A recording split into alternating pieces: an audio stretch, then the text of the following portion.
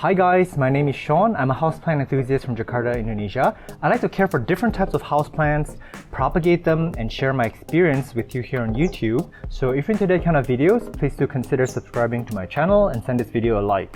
In today's video, I'm going to talk about the Hoya Krohniana Super Eskimo, and they do come in a regular green form, an Eskimo, which is ones with very little specks on it, and then this was the Super Eskimo, which is mostly white.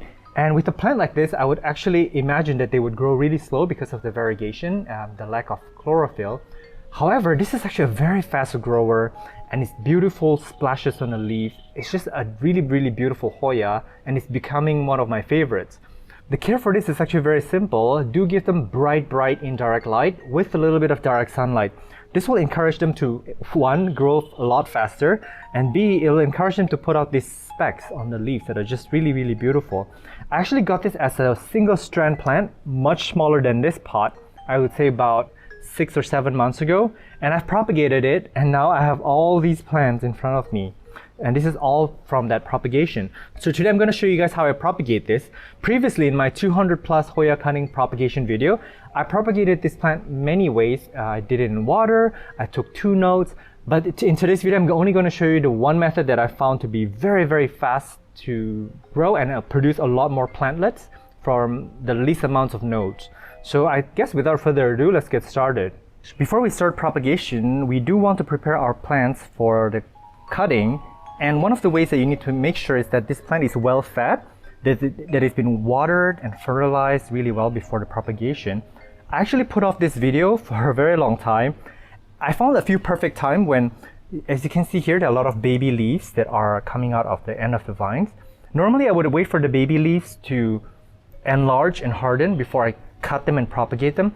But because this plant is such fast growing, the window of opportunity for the leaves to be in that condition is super narrow. So I passed on that opportunity a few times, and I just figured, you know what, today I'm just gonna cut this up because this plant is such a fast grower. It's just gonna keep giving me baby leaves. But these baby leaves here are not going to survive propagation most likely. So just be mindful of that when you're deciding to propagate your plants. And I'm actually going to start with, I'm gonna start with this plant.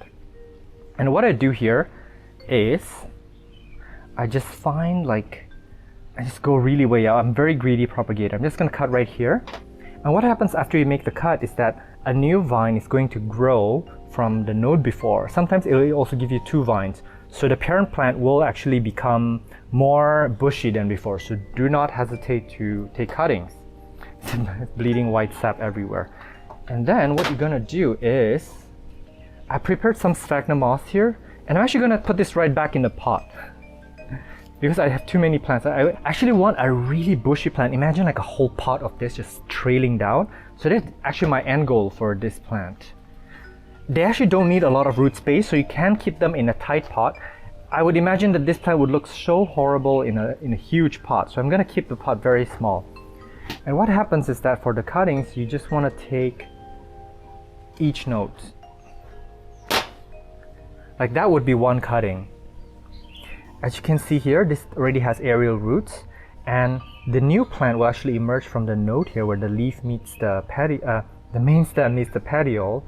And yeah, I just want to make sure that this aerial root is in moss, and actually the lower stem here may sprout some roots too, very randomly. This is just a thing about Hoyas. So make sure that this is in the sphagnum moss. So I'm just going to stick this into the pot. And then as you can see here, some of the aerial root from before is actually sticking out. So I'm just taking like a strand of sphagnum moss, and I'm just gonna loop it and just kind of jam this cutting down onto the potting mix to make sure that the aerial root is never dried off.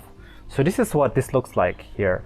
Yeah, there you go. So you can actually still see some of the stem that we cut off, and the new growth will just emerge later on from here. And the way that you would care for it is just to keep it on the moist side. Do not let the sphagnum moss dry out too much. Ooh, and for this video, I actually decided to share the care tips during propagation because we're going to have a lot of time on our hands while I propagate. So in terms of light, these guys do like bright indirect light with a little bit of direct sunlight. And you actually want to underwater it a little bit, because with any other Hoyas, they cannot be overwatered. And this is actually a very, very forgiving specimen. It's very, very much like the Hoya lacunosa. It's very tolerant to different kinds of watering conditions. Just make sure that you're keeping it underwatered, and if the plant is thirsty, you can actually feel it, because the leaves will start getting really skinny instead of being this thick succulent-like leaves. They will feel limp and wrinkled, and that's definitely when you know you should water it. And they can actually tolerate a bit of drought period. So if you want to play it safe, and especially if you're growing this indoors, you definitely want to underwater it. Do not overwater it. It will give you yellow leaves that fall off. And I haven't had any kinds of pest pressures with this Hoya. It seems to be I just broke a little bit of leaf. I'm so sorry. That's okay. Let me show you. I did a little bit of a snap. I pressed a little bit too hard. And in my experience with this Hoya, the propagation 100% rooted, and this is really a fastest way for you to get a lot of this plant for very, very few nodes. Another way that you can do it, for example, if you have a cutting like this, is you can actually just stick this in water, or actually you can take off this lower leaf right here. Sorry, that came right off. You know what, I'm just going to do that then. You can take these leaves off. You can just plop this in water, and these aerial roots are definitely going to put out roots. It's going to give you water and then later on soil roots. But some of the main stem here may also give you some roots. And then the top part here is going to have you photosynthesize and give you more leaves. So this is a top cutting, which means that these leaves are actually going to need a lot of energy. This is actually a very dangerous cutting. It may not survive because the leaves are so tiny and they need a lot of energy right now. But you know what? I'm going to deal with this. I'm going to put this in the potting mix. So you're going to get my trusted pencil here. Just poke a hole. And I'm just going to stick this cutting in. Like that. Super easy. And actually I want to lay it down like backwards so that some of the aerial roots from the younger leaves will be touching the sphagnum moss so they can root as well. Let me secure that down. There you go. Am I in frame? I don't know. I don't really know if I'm in frame all the time. Yeah, I think I'm happy with this. I'm gonna add maybe another one. This is from a different vine. Yeah, I'm going really greedy with this. I want a huge pot. There needs to be at least, I don't know how many cuttings in here. At least maybe 12 cuttings. Yeah, I'm gonna start taking from the next vine. I'm gonna go really low. I'm very, very greedy. I took all these plant material. Some people are gonna advise not to take that many cuttings, but you know what? I always do, and the parent plant will always do just fine. It will push back with more growth than before. I'm just gonna repeat what I did before, just sticking them into the pot. I think this is looking pretty full already. I'm happy with this. Look at that. I'm gonna have such a huge bushy plant. Very happy. I can't get over these baby leaves. They're so cute. Can you imagine if there's so many of them cascading down and all these baby leaves are just everywhere? So I'm gonna put these back into the pot. And you want to be more mindful, I guess, when you have sphagnum moss on the top of the potting mix here. You don't want to water this plant as much because some of the sphagnum moss may overwater the old parent plant here. Especially if the old parent plant here doesn't have that many leaves, it doesn't need as much water. However, I do want to keep the sphagnum moss a little bit moist, so it's kind of a delicate balance. You need a little bit of practice to make sure that the cuttings do not dry out, but the parent plant does not get overwatered as well. So it's balance. Find your balance. So in terms of fertilizing, this plant fertilizes the same way with all the other Hoyas. Do it lightly. Do not over fertilize your plants. They won't appreciate it. Generally, it's easy Hoya. I don't really have much to say about it. If you are new with Hoyas, I would definitely start with the carnosas. That's the easiest, and the pubic calyx is also very easy. I don't know what to do with these cuttings yet. I just enjoy doing it at the moment. I may sell them at some point, I'm not sure. Do not ask me if my plants are on sale or not, because that really annoys me. Maybe someday I will have a nursery of my own and a shop, But for now I don't, and imagine if I get a DM every 10 minutes asking if I sell this or that plant, and most of the time the answer is no. It gets a little bit annoying. It can take a toll on you. Okay, so this is a really full looking pot. Look at that. There's no room to breathe basically. It's so pretty now. I like it the way it is now, but I just can't wait for it to cascade down. This is so pretty. So I've done 2. I've got another pot here, and this is actually looking a little bit full on the top. So, and I've got this many more cuttings. So I may actually start a new pot as well.